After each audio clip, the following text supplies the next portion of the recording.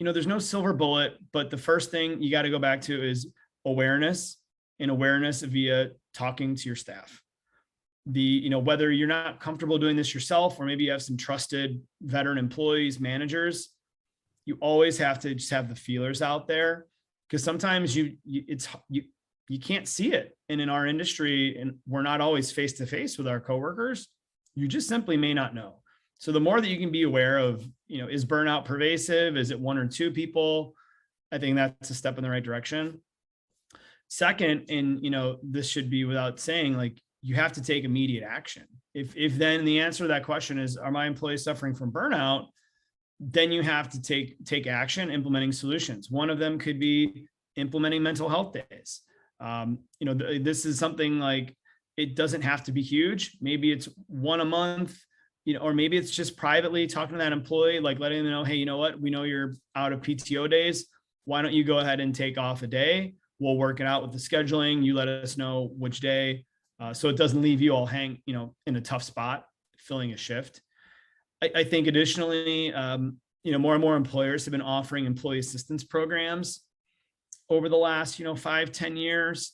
Again, something that can be difficult to do to provide as a benefit for smaller businesses like some of you on the phone, but at a minimum, providing access to it. So maybe you're not covering the cost for if it's counseling or some type of like support. You're showing, again, the employee that you care, and you care enough to help them get the type of assistance and support that they may need to help them get over the burnout. And then, last but not least, this is a bit self-serving, but the more you can have a full staff to help avoid these issues which cause the burnout, which is some of the folks working too many shifts. Maybe it's their commute time. They're picking up shifts that aren't convenient for them because there's just not enough people, and they're far away from their home. Everything that you can do to mitigate that goes a long way.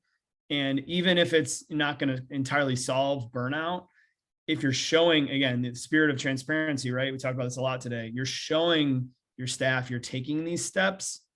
That can also go a pretty long way in, not fixing the burnout if you can't take away some of the causes, but at least that employee knows you're on their side. And, all too often burnout leads to this like contentious adversarial type of relationship. Like, oh, the employer, they're the bad guys. They're the ones that are making you feel this way.